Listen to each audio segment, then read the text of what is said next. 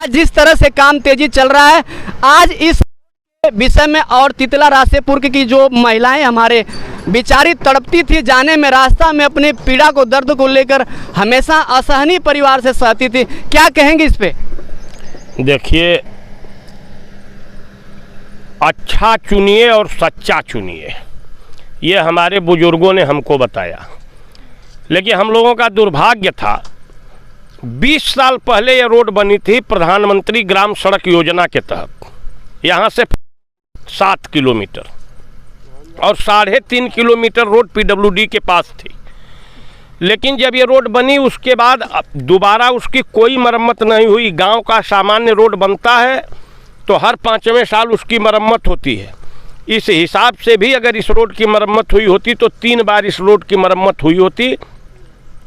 लेकिन हम बेचारे रह गए, जिसको यहाँ के लोग बेलहा क्षेत्र कहा जाता है, ये इस क्षेत्र के लोग बेचारा बन के रह गए।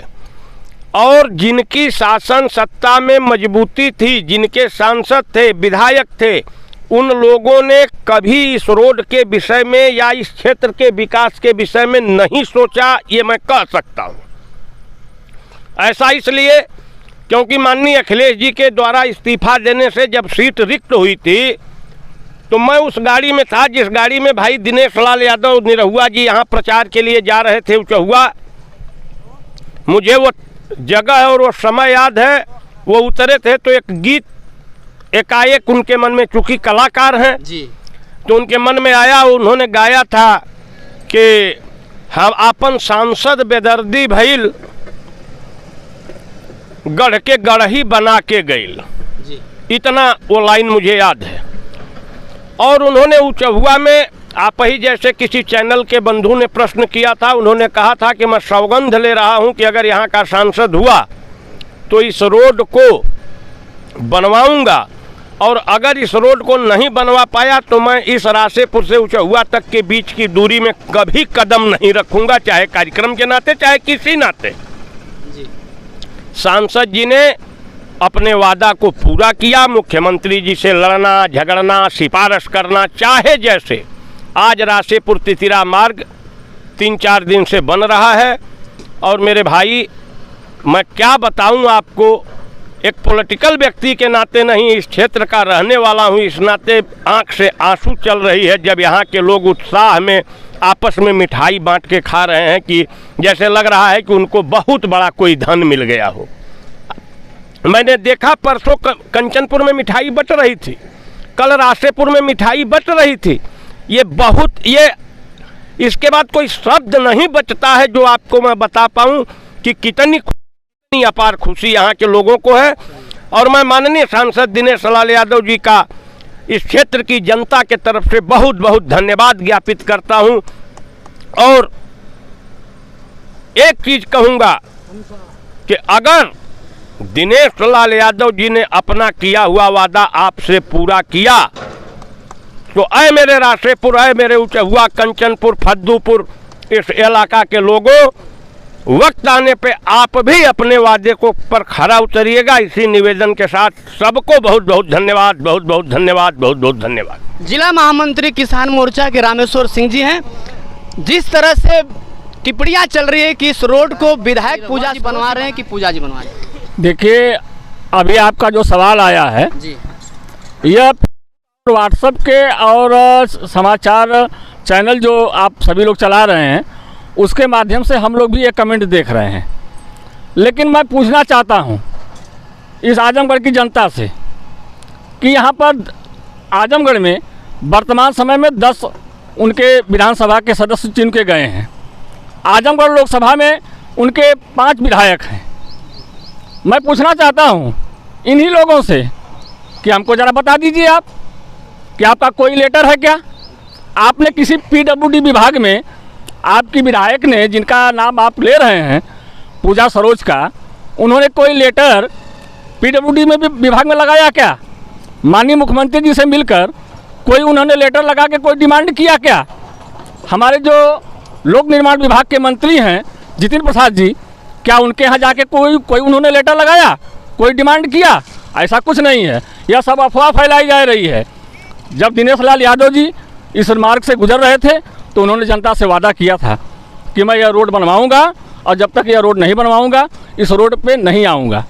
उन्होंने जीतने के बाद माननीय अखिलेश जी जब अपना इस्तीफा दे के विधानसभा का चुनाव लड़के और विधायक हो गए तो जो 1.5 साल का समय बचा, वो 1.5 साल के समय में आप क्या चाहते हैं? 1.5 साल के समय में अभी अप्रैल में मुख्यमंत्री जी आए थे, 5,500 करोड़ का पैकेज दे के गए हैं। माननीय मुख्यमंत्री जी दिनेश लाल यादव जी को यह वादा किए हैं कि आप जो भी विकास का कार्य आजमगढ़ के लिए लेके आओगे वह सब मैं स्वीकृत करूंगा, और उसी के क्रम में सांसद जी को यह तोहफा मिला है।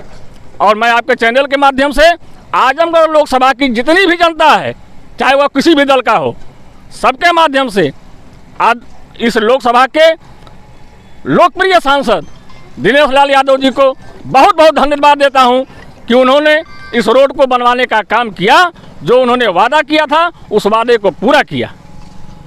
इतना उम्र हो गई आपको पार्टी में लगातार सेवा करते, इतनी उम्र में ऐसा नेता और ऐसा एमपी आपने देखा क्या? देखिए, जब हम नेता की बात करते हैं तो कभी कभी दर्द होता है।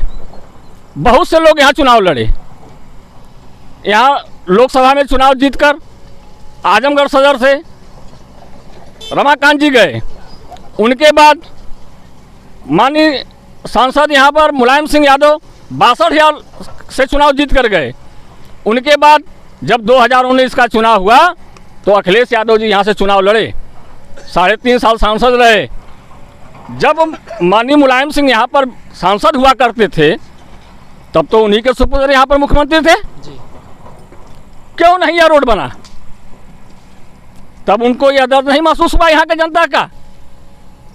तो हवा में लोग आते हैं, हवा में चुनाव लड़ते हैं और हवा में ही जीत के चले जाते हैं।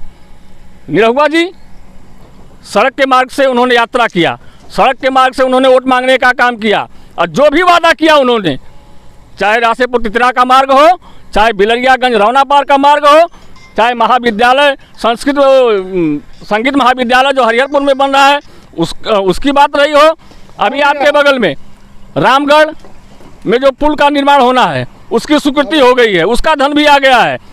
ये बगल में आपको बंगरिया के बगल में चौहान जी लोगों का गांव है, वहाँ का पुल बरसों से मांग उठती है, सारे विधायकों से लोग मांग करते हैं, किसी ने ध्यान नहीं दिया। आदरणीय सांसद निरहुआ जी ने उसको भी स्वीकृत कराने का काम किया है। मात्र 1.5 साल का समय है, लेकिन उनके कामों को आप देखिए, आप विचार करिए ठंडे दिमाग से। मैं तो एक बार जनता से अपील भी करना चाहूँगा आपके माध्यम से कि जो भी नेता है, हमने सबको देखा है यहाँ, हमारा तो थोड़े समय के लिए हमारा विश्वास भी उनसे उठ गया है, लेकिन एक कलाकार के नाते हमारा विश्वास, हमारा मनोबल जो बढ़ाने का काम दिनेश लाल यादव ने किया है, उस पर हम तो यह उम्मीद करेंगे कि आप तो हमको कलाकार को, क्रिकेटर को, ऐसे ही लोगों को जिता के भेजना पड़ेगा। काम तो वो कर रहे हैं। नेता कुर्ता पहनने से कोई नेता नहीं होता है। और सदन में जो कहते हैं कि सदन में उन्होंने बात कहा था, भैया सदन में कहने से कुछ नहीं होता है, आपको जाना पड़ेगा, प्रदेश के मुखिया के यहाँ जाना पड़ेगा, उस विभाग के मंत्री के यहाँ जाना पड़ेगा, लेटर लगाना पड़ेगा, तब विकास होता है। ऐसा नहीं होता है कि सदन में आप उठा दिए, सदन में तो हत्या हो जाती है, वो भी बात कही जाती है, बलात्कार हो जाता है वो भी बात कही जाती है, लेकिन उससे नहीं होता है। आप कुछ बातें होती हैं जिसपे आप सदन में बात रखते हैं, लेकिन विकास के कार्य के लिए आपको बिना लिखित में दिए आपके क्षेत्र में विकास नहीं होगा।